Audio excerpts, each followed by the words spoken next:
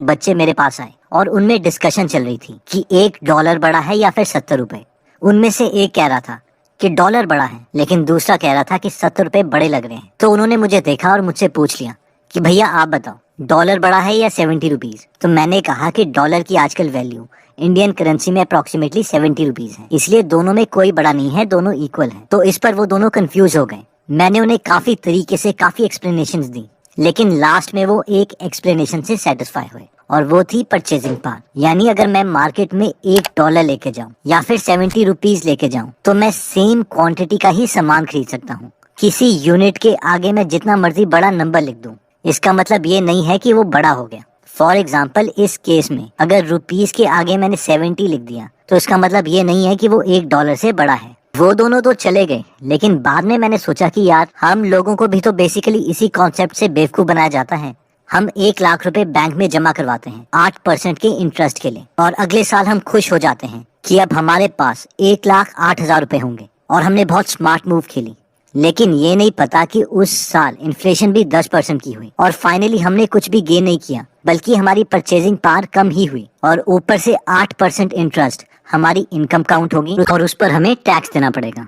दोस्तों, आज की वीडियो में हम इसी टॉपिक के ऊपर बात करेंगे कि हमें अमीर बनना है या एटलीस्ट खुद का और फैमिली मेंबर्स का फ्यूचर सिक्योर रखना है तो हमारा गोल क्या होना चाहिए। तो आइए स्टार्ट करते हैं। तो हमारा सबसे पहला गोल आता है कि पे योरसेल्फ फर्स्ट। जैसे ही हमें सैलरी मिलती है या फिर किसी भी सोर्स से इनकम आती है तो हमें उसमें से मिनिमम 20% पहले ही निकाल लेना चाहिए। आपने ठीक सुना, पहले निकालना है, ना कि और लोगों के कर्जे देके। ये सीक्वेंस बहुत ज्यादा इंपॉर्टेंट है और इसे हम चेंज नहीं कर सकते। हम कोई भी फाइनेंशियल एडवाइजरी बुक पढ़ लें, rich dad poor dad, richest man in Babylon etcetera, कोई भी, ये सबसे पहला स्टेप है। अगर आप स्टार्टिंग में सैलरी मिलते ही पैसे नहीं निकाल सकते तो आपके लिए बाकी स्टेप्स यूजलेस हैं। अपना टाइम मत वेस्ट कीजिए और कोई कॉमेडी वीडियो देख लो। हम में से कई लोगों को लगता है यार उतनी सैलरी नहीं है, उधार ही बहुत है। पता है क्या, nobody gives a dam. Robert Kiyosaki और उनकी पत्नी किम कियोसाकी कहते हैं कि स्टार्टिंग में हमारे पास बहुत उधार हो गया था, लेकिन हमें रिच डैड के लेसन्स पता थे कि पे योरसेल्फ फर्स्ट। इसलिए चाहे मकान मालिक हमसे पैसे मांगे या ग्रोसरी वाला, हम सबसे पहले खुद को पे करते थे। इवन कि उनकी फाइनेंशियल एडवाइजर भी यही बोलती थी कि यार पहले उधार दे दो, बाद में सेव करना। लेकिन उन्होंने उनका कहना भी नहीं माना, क्योंकि वो जानते थे कि अगर उन्हें रैट रेस से निकलना है तो ये सबसे पहला और सबसे जरूरी स्टेप है। हमारा नेक्स्ट गोल आता है सेव। अब सवाल आता है कि हम में से जिन लोगों ने बाकी लोगों के टॉन्ट सहन कर लिए हैं और इमोशनल डिसिप्लिन दिखा दिया है सबसे पहले खुद को पे करके, वो इन पैसों का क्या करें। तो ये स्टेप कहता है सेव इन FD, RD या कोई भी स्कीम जिसमें आप कंफर्टेबल हो, और गवर्नमेंट बैंक या पोस्ट ऑफिस में ही सेव करना। कहीं महाराष्ट्र वाला PMC बैंक वाला केस हमारे साथ ना हो जाए। ये पैसे सिर्फ तभी निकलेंगे जब बहुत इमरजेंसी हो। अब अगर हम ये फर्स्ट 2 स्टेप्स कर लेते हैं तो हम कोई बिलियनर तो नहीं बनेंगे, लेकिन ये है कि कोई इमरजेंसी या नीडफुल सिचुएशन में किसी के सामने हमें हाथ नहीं फैलाना पड़ेगा। तो ये 2 स्टेप तो पहले करना स्टार्ट कर दो प्लीज। हम में से जो लोग मेहनत करने के लिए तैयार हैं और जो थोड़े बड़े सपने देखते हैं, उनके लिए नेक्स्ट स्टेप आता है, और हमारा नेक्स्ट स्टेप कहता है इन्वेस्ट। अब जो अमाउंट हमने सेव किया है उसमें से कुछ पैसे हम इन्वेस्ट कर सकते हैं। शुरू में हमारा लर्निंग स्टेज है तो हमें कम अमाउंट से स्टार्ट करना चाहिए। ये अमाउंट 500 रुपीज पर मंथ भी हो सकता है। शुरू में हमारा गोल इन्वेस्टमेंट की स्ट्रैटेजी को सीखना है, ना कि 1 महीने में वॉरेन बफेट बनना। तो अब सवाल आता है कि इन्वेस्टमेंट के टाइम पर हम कितना रिटर्न टारगेट कर रहे हैं। तो हम देखते हैं कि अगर हमें वॉरेन बफेट जितना अमीर बनना पड़ता तो हमें कितने रिटर्न की जरूरत थी। अगर हम बर्कशायर हैथवे की बात करें, जो कि एक कंपनी है जिसके को ओनर वॉरेन बफेट हैं, तो बर्कशायर हैथवे ने 1964 से लेकर 2015 तक 20.8% का कंपाउंडेड एनुअल गेन अचीव किया, जबकि अमेरिकन मार्केट ने इन सालों में एवरेज रिटर्न 9.7% अचीव किया। अब कई लोगों को लगेगा बस ये तो उतना भी ज्यादा नहीं है, लेकिन कंपाउंडिंग की ताकत की वजह से ये बहुत ज्यादा गेन है। अगर हम इन सालों का ओवरऑल गेन देखें तो 20.8% के हिसाब से ये गेन 15,98,284 बन जाता है। यानी अगर हमारे पेरेंट्स ने 1964 में वॉरेन बफेट को 1 लाख रुपए दे दिए होते इन्वेस्ट करने के लिए, तो 2015 में हमारे पास 160 करोड़ रुपए होते। एंड रिमेम्बर, ये पैसिव इनकम थी, इसके लिए हमें कोई एक्स्ट्रा काम नहीं करना पड़ा। अगर हम इस चार्ट को देखेंगे, जो कि बर्कशायर हैथवे का चार्ट है, तो कई सालों में वॉरेन बफेट की कंपनी को भी लॉस हुआ। फॉर एग्जाम्पल 1974 में इन्हें लॉस हुआ, 1990 में इन्हें लॉस हुआ, 2008 में इन्हें लॉस हुआ। ब्रैकेट में जो नंबर दिए गए हैं वो लॉस दिखा रहे हैं। लेकिन वॉरेन बफेट बोलते हैं कि हमें इनसे कोई फर्क नहीं पड़ता। जब भी मैं किसी कंपनी के स्टॉक्स खरीदता हूँ, इसका मतलब है कि मैं कंपनी के टुकड़े को खरीद रहा हूँ। और बिजनेस में उतार चढ़ाव तो आते ही हैं, लेकिन अगर मुझे पता है कि जिस बिजनेस में मैंने इन्वेस्ट किया है वो एक अच्छा बिजनेस है, उसके फाउंडर्स मोटिवेटेड हैं, तो ओवरऑल हमेशा प्रॉफिट ही होगा।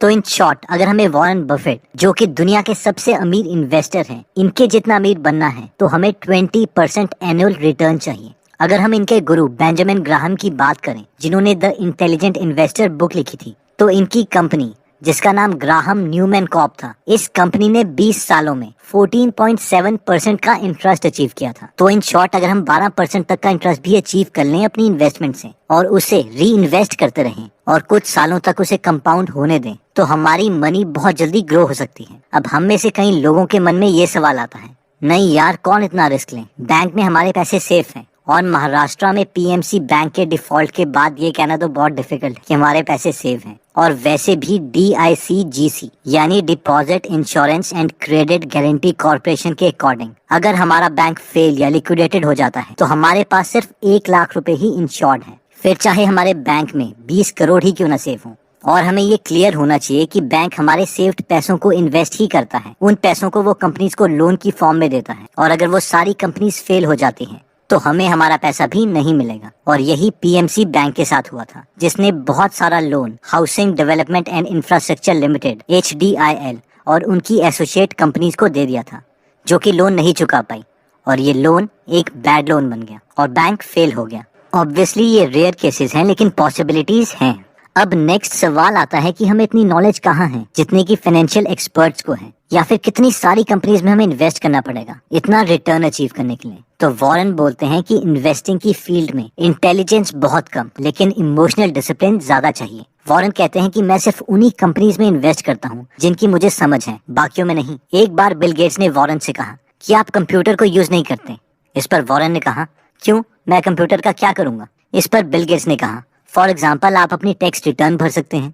तो वॉरेन ने कहा कि मैं बर्कशायर हैथवे के सारे पैसों को री इन्वेस्ट कर देता हूँ, इसलिए हमारी इनकम ही 0% है, इसलिए कोई टैक्स है ही नहीं। वॉरेन बोलते हैं कि मैं एक सिंपल इंसान हूँ और मैंने बहुत ही कम टेक्नोलॉजी कंपनीज में इन्वेस्ट किया है। आपके पास हजारों कंपनीज हैं, आपको सब में इन्वेस्ट करने की जरूरत नहीं है और हर कंपनी के बिजनेस के बारे में आपको पता नहीं होना चाहिए। बस इन हजारों कंपनीज में से अगर हम 5 ऐसी कंपनीज ढूंढ लेते हैं जो एक सक्सेसफुल बिजनेस बना सकती हैं और उनमें इन्वेस्ट कर देते हैं, तो समझो हम एक बहुत ही सक्सेसफुल इन्वेस्टर बन गए। तो फाइनली अब सवाल आता है कि हम स्टॉक मार्केट में एंटर कैसे करें। इसमें तो बहुत पेपर वर्क रिक्वायर्ड होगा, या कोई ऐसा तरीका है जिसमें कम पेपर वर्क हो और कहीं जाना ना पड़े।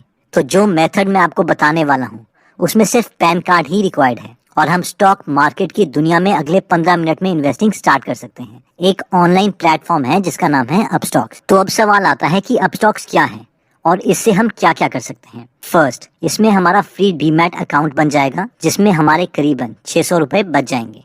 इसमें 28,000 रुपए के और ज्यादा बेनिफिट्स हैं जिनके डिटेल्स मैं डिस्क्रिप्शन में दे दूंगा। थर्ड, इसमें फ्लिपकार्ट का 300 रुपीज का वाउचर मिलेगा अगर हम अपस्टॉक में डीमैट का अकाउंट बना लेते हैं, जिसके लिए हमें प्रोमो कोड यूज करना पड़ेगा अपस्टॉक्स 300। फोर्थ, ये ऐप के प्ले स्टोर में 1 मिलियन से ज्यादा डाउनलोड्स हैं और रिव्यूज भी काफी अच्छे हैं, जिसका मतलब है कि लोग इससे काफी खुश हैं। और फाइनली इसमें हम म्यूचुअल फंड्स भी खरीद सकते हैं।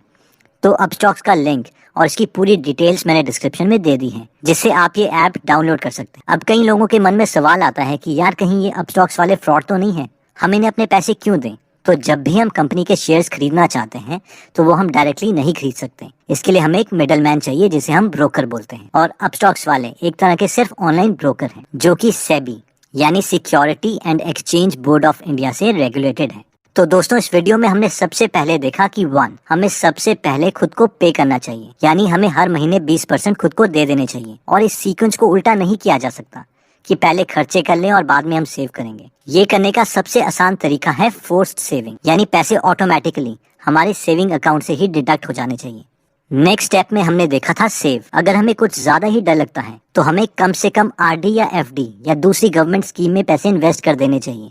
ये एक मिनिमम रिक्वायरमेंट है एक सिंपल लाइफ जीने के लिए। नेक्स्ट हमने देखा था कि हम एक स्टेप आगे बढ़ सकते हैं जिसमें हमने अपनी सेविंग का कुछ पोर्शन इन्वेस्ट करना है। स्टार्टिंग में हमारा गोल है कि इन्वेस्टिंग की दुनिया को हम समझें, ना कि 1 महीने में वॉरेन बफेट बन जाए।